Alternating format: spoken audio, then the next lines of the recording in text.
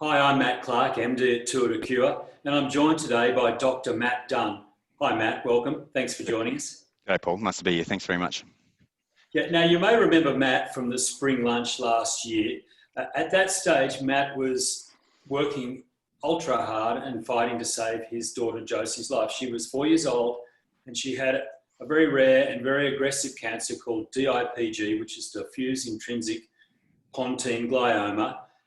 And sadly, a few months after Matt appeared at the spring lunch, Josie lost her battle far too young at just 4 years of age. Matt, it's almost impossible. I think it is impossible for anyone to comprehend just what the last few years have been like for you and your family. How are you all? Yeah, it's really difficult to describe how it's been. It's the most challenging thing I think any parent could go through. We as a family are very, very strong, but Josie still remains with us in terms of our actions and everything else that goes on. We're fortunate enough to have her nearby in a cemetery not far from our home. So we go there, and I think my wife goes there almost every day with our younger kids to have a scoot on their scooters and to just to say hello. So she's still very much a part of our life, but obviously very sorely missed. Absolutely, and she lives on in our memories as well. She's very strong. She was such a gorgeous little girl. Matt, for people who don't know DIPG, can you tell us a bit about that? What is it and what is it? Yeah, it's a really highly aggressive cancer of the central nervous system that originates in this tiny organ called the brainstem. And the brainstem is one of these magical organs that really control everything that we do in life, passes on the signals from the brain and facilitates, movement, coordination, swallowing, breathing, so heart rate. So any kind of disruption to the cells of the brainstem, and these cells are glial cells, has devastating consequences. And so mostly and almost always the kids are diagnosed at a very high and advanced stage of disease, which means there's not a lot that you can do about it. And as a lot of people would understand, tumours that originate or grow in the central nervous system are protected by a barrier of cells that line the vasculature or the veins and arteries of the brain that stop any kind of toxins or chemotherapies getting into the brain and causing devastating effects. So trying to treat a tumour like this is really impossible. And as a community of researchers and clinical teams, we're really struggling to battle with how we get drugs to the brainstem. And what's the prognosis for children who get DIPG? Following diagnosis, it's a pretty rapid course of disease, and kids usually only live about 10 months. And so following radiotherapy, there's really nothing else. Limited clinical trials, particularly in Australia, limited drugs. So I think one of the problems that we face even today is that we have libraries and catalogues of different drugs, but we still don't know what the drugs are needed to kill these kind of unique cancers, and that they do harbour a very unique genetic component to them, kind of changes in the DNA of the cells that are, really typically only seen in tumours that originate in the central nervous system along the midline of the body in the brainstem. And these tumours are really hard to kill, even in the lab. So, the fundamental research that's necessary to develop drugs that can possibly change the course of the disease are still yet to be discovered, in my opinion. When Josie was diagnosed, it really changed your working life a lot. You were predominantly working in leukemia research then, and then you moved across and relentlessly tried to find a cure for Josie and for everyone else with DIPG. And that you were quite, I remember from the spring lunch, you didn't really conform too much. You just did whatever you had to do to try and find that cure. Can you talk a little bit about how you approached that and your relentlessness and why you had to go that way? Yeah, thanks. I mean, it was a relentless battle, supported by fantastic staff in my group who worked equally as hard as I did, I think, in the background, in the lab while I was at home with Josie and working at night. Well, the first thing we had to do is that, I couldn't take the diagnosis that there wasn't any therapies for it. Working in leukemia, we often do a lot of comparative studies where we take tumour cells or leukemia cells and we compare them against the background of a normal cell or another kind of less aggressive tumour. And things that are unique and that drive how the cells grow and divide and resist any kind of therapies kind of can pop out often. And I thought that this could definitely be the case in DIPG if we had a bit more understanding. So fortunate enough to contact the right international people and who are continue to be really helpful in terms of, you know, the next day. Diagnosis for us was on a Saturday, and I stayed up that night. I don't think I went to bed, and I contacted some really well-renowned pediatric neuro-oncologists and scientists, and the next day I was Skyping or Zooming with them, and they were really providing me with some of the challenges that they faced, and particularly about the genetics of the disease, how unique these were. And then also volunteering all of their unique reagents. So tumor samples that were taken from kids and that they'd gotten to grow in the lab, they were, you know, almost shipped instantaneously to my lab. And a fantastic postdoc in my lab named Ryan started to grow these after another great researcher in Melbourne at the Hudson, Jason Kane, took him in for a week of quick cell culture experience, who was growing the same cells in the lab. So from diagnosis to growing our own cells was only a matter of weeks. And from there, you know, we started just to get an idea about how they grow in the background. And Josie had a biopsy as part of the Zero Childhood Cancer work from the Children's Cancer Institute, which is a fantastic initiative. You know, like any child or any parent of a child, it's hard to agree to putting your kid through such an invasive procedure to have a biopsy, you know, a week after this devastating diagnosis. And I can totally understand why a lot of parents choose not to do that, particularly when we don't have any therapies anyway.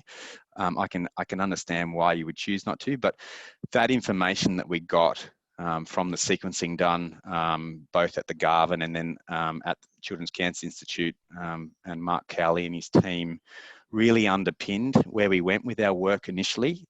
To understand the genetic drivers of Josie's individual tumour allowed us to look at tumours that were very similar that we got from overseas, and we called these Josie-like DIPG cells, and we still have them growing in our lab, and we know a lot about these Josie-like, a lot more than the other DIPGs that we have, and it really provided us a basis as a comparison again. So once we knew the genetic drivers, I searched the world for drugs that could get into the central nervous system and target that pathway that seemed to be really driving the growth and proliferation, or the rapid growth of her individual tumour. And fortunately enough to find a drug called GDC0084, which is now known as Paxilostab, and it was developed by a famous American biotech company or pharma company called Genentech, and an Australian biotech had bought the license to that drug and were testing it in clinical trials for more aggressive adult brain cancers that were in advanced stages, and had shown, firstly, that it was great at getting into the central nervous system, and secondly, that it had great on-target effects. So it targeted the pathway that we really needed to hit. And so for the first time in the world, we tested that drug in DIPG cells. And remarkably, the DIPG cells were at least twice as sensitive to that drug as other high-grade glioma, adult glioma cells that we used as a comparison. And so that really gave us the impetus to continue to work on the drug. We developed in our lab a model of the central nervous system where we grow the cells that stop toxins from getting into the brain in the lab outside of the body, human cells, and we kind of treat the top of them where the human cells are growing as a protective barrier above the DIPG cells. And if we have a drug that we think can potentially work in DIPG cells where we treat DIPG cells alone, we then apply them to this we call in vitro blood-brain barrier model, and we treat them, and then we can measure how much drug gets through, and we have an idea of how much drug needs to get through to show any kind of efficacy or any kind of effect on the DIPG cells. And then we did indeed test this drug on that model, and it was really great at getting through, and it still remains to the day the most effective drug that we've got getting across the blood-brain barrier. So our work really revolved around using that drug, because we had some evidence that it would do something to the DIPG cells alone, but also it would get it to where we needed it to get. Mm-hmm. And so once we had that information, we started to treat DIPG cells with that drug, and then to assess how the smart DIPG cells would get around that therapeutic stress. And of course they do. And they do it quite easily. I think they do it to all drugs quite easily, and they start to turn on other pathways that make the cells become totally resistant to the drug. And so our work's continued in that regard to try and figure out what best combinations we can get, because what we're limited with at the moment is that the most important thing is that we get the drugs to where the cancer is. And then secondly, how do we make them work better? And so that's where our therapeutic strategy is currently centralized, whilst we continue doing our important discovery, our fundamental biomedical science research on the DIPG cells alone, so we can get a bit more of a better understanding of how they grow and survive. Fantastic. Thank you, Matt. And Tour de Cure is very proud to be funding your work as part of the ongoing work that you're doing. What you've just painted now, obviously I'm not a medical researcher or a doctor, and probably a lot of people viewing aren't either. What you've just described, how far is that away from having a human application or potentially helping human beings? And what's the process from here? The therapeutic side, from our perspective, the combinations of drugs that Josie got when she was resistant to everything else that we could give her from the healthcare system, she received this drug, Paxlovid, about 9 months from diagnosis, following diagnosis, when the tumour came back for the second time. She received that in combination with another drug that targeted another feature of her tumour that was unique to hers. And it worked quite well. That drug had been used in DIPG alone as a single agent and hadn't shown a lot of efficacy or effect, but also didn't have a really dramatic toxicity profile. That was a manageable toxicity profile. And so she received both drugs in combination at second relapse, and that stabilized the tumour for 3 months. So that was really encouraging for us. For a family, it was, the best thing that we could probably have hoped for. We didn't expect anything. And by this time, being embedded in the literature and having regular conversations with experts from around Australia and the world, we didn't expect to see any kind of stabilization of disease at all. So to get that period of stable disease was great. And it really, as a family, allowed us to enjoy her, because she'd been really unwell the whole time. The drugs that she was receiving before the combination of drugs that we gave her made her really immunosuppressed. So it really knocked out her immune system, and it meant that we almost lived in a COVID-like state the whole time. We had to take my son out of daycare because he'd bring home a cold, and Josie would get really unwell and we'd be in hospital. And so when we gave her the combination, it kind of changed everything for 3 months, and it worked really well in terms of stabilizing the disease, but it didn't kill the disease off at all. The tumour never shrunk during that time. It just didn't grow. And so that was great in one way. And so work's continued from our lab to combine drugs that have been used in DIPG and other cancers that show an acceptable toxicity profile, and that work together and target the features that kind of turn on when you use one of the drugs and switch off the other way, that it evades cell death or cancer-specific death. And so we're working internationally with a group of researchers and clinicians to try and get an adaptive clinical trial going, where we have a number of drugs that kind of form the nucleus of a treatment paradigm that we can swap in and out. So depending on the molecular features of the cancer, so depending on the tumour characteristics, we can target a particular pathway and then add in drugs that might target other pathways that seem to be working with the cancer's genetics to make them grow and divide. And so we're hoping to get that clinical trial going in Australia in the first half of next year.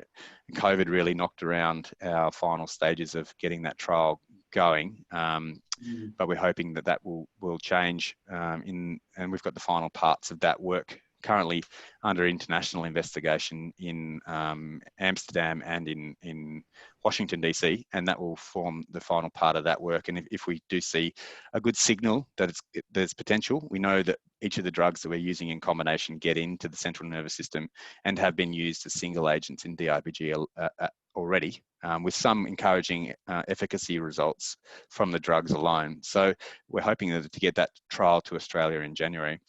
In the Tour de Cure Blueprint for Cure project, which is, I'm really excited about. And so is everyone internationally. So the same group that we're working with in a therapeutic sense really see this project as a really important cornerstone how we move forward in treatments for DIPG in the long term.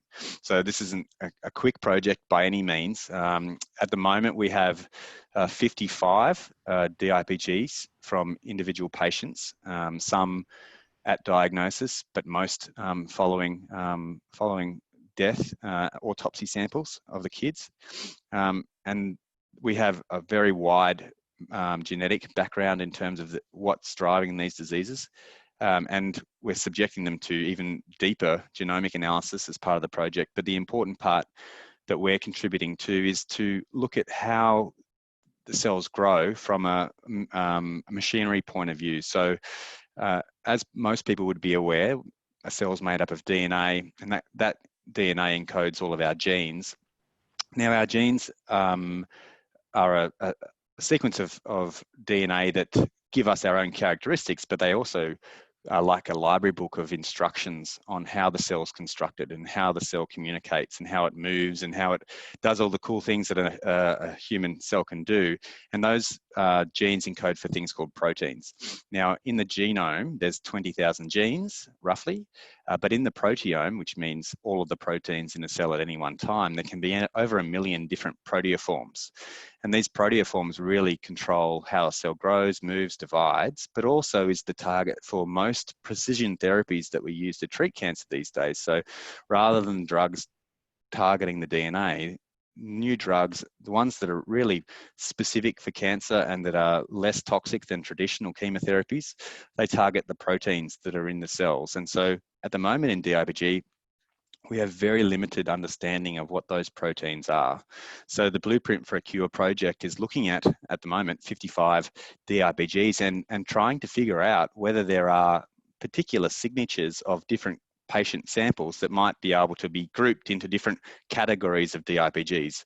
So we know we have a genomic categorization, but what we need to know is what proteomic characterization we can have, because if we know that, then there's a group of drugs that can already target those proteins. Or if there's a group of proteins that are controlling how the cell grows, then we can design new drugs that, one, target that pathway specifically, and two, get across the central nervous system. So it really opens the door to this kind of fundamental research where we can take an idea, we can take an informed idea and design new drugs that we need to get to the site where the tumour grows, and that may show a better result than what we've been able to achieve so far with the drugs that are currently available. Yes, the proteomics is a fascinating area, isn't it? It's sort of, a lot of people know about genomics, but the proteomics is a really key area that's getting a lot of exploration as well now, and rightly so. You talk a lot about how you've tapped into other international researchers. I'm interested in why that's been necessary, and for me, it begs the question, are we doing enough in Australia to support research into DIPG? Yeah, so there's only 20 children that will be diagnosed with DIPG every year, but unfortunately each one of those kids will succumb of their disease.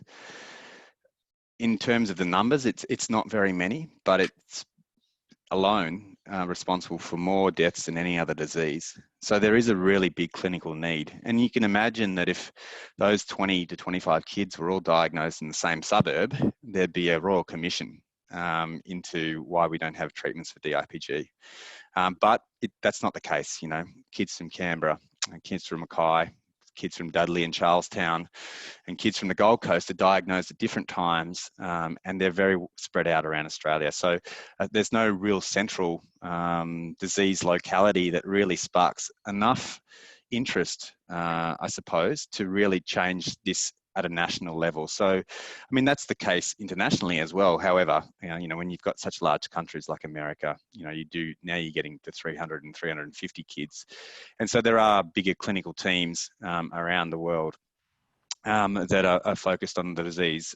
So the collaboration is crucial because, one, we need samples and they're not easy to get at all. And two, we need the expertise, the combined expertise of international researchers that all have a particular research strength in different parts of the spectrum of research that possibly underpins cell biology, clinical research, central nervous system, proteomics, genomics. So really collaborating widely, I think, is the best way we can go to try and to get improved outcomes for kids, but particularly to start to really get to the nitty-gritty of how the disease grows, how it's initiated, what causes it, how we can combine drugs, what's safety, how we roll out these clinical trials nationally, internationally.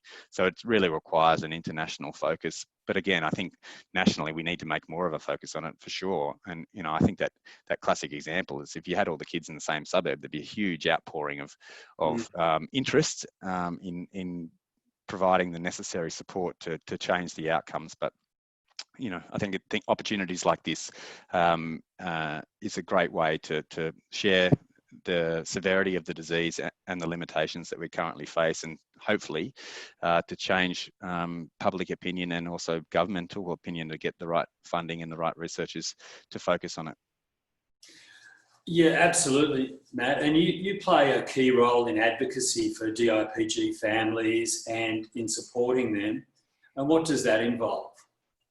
So through our charity run DIPG, we really try and fly the flag for DIPG families. We try constantly to keep a DIPG at the forefront of people's thoughts because there are 20 other kids today that are fighting the disease, and most of them don't have any there's no established therapies. They're all having therapies that are experimental, or they're on the limited number of clinical trials, or they're been prescribed drugs as part of zero childhood cancer.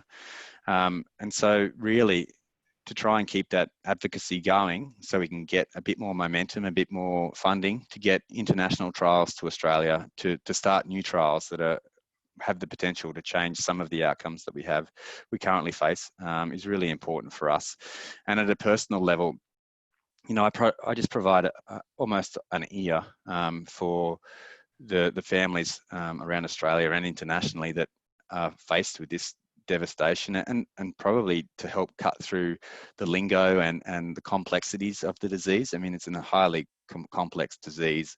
Trying to understand how it happens and what all the genetics means and what therapies are available is just something that I do. And people contact me quite frequently about talking about it, and I'm always happy and open to talk about what available options there are, where the clinical trials are, what the genetics means. Every parent wants to do absolutely everything they can for their children at diagnosis, just the same as we did. And I'm happy just to provide them with whatever support we can in terms of advice and perspective and experience, because there is a lot of complexities that come along with the DIPG diagnosis. It's not just a brainstem tumour, it's a disease that affects the whole body. And so, providing our experience is often helpful. Unfortunately, I don't think there's ever an easy DIPG journey, but Josie had a very challenging DIPG journey. She didn't respond to upfront radiotherapy, which is what each child will receive, and that most often results in symptom reduction, and sometimes you get some good tumor shrinkage as well. But we never had that. Our tumor grew 3 times during radiotherapy, and we were in a very bad way following. And fortunately, the Zero Childhood Cancer program and their sequencing provided us with a lifeline that worked for a couple of months and slowed the growth of the tumor once she started that combination drugs from that trial. So we're very fortunate in Australia to have those resources.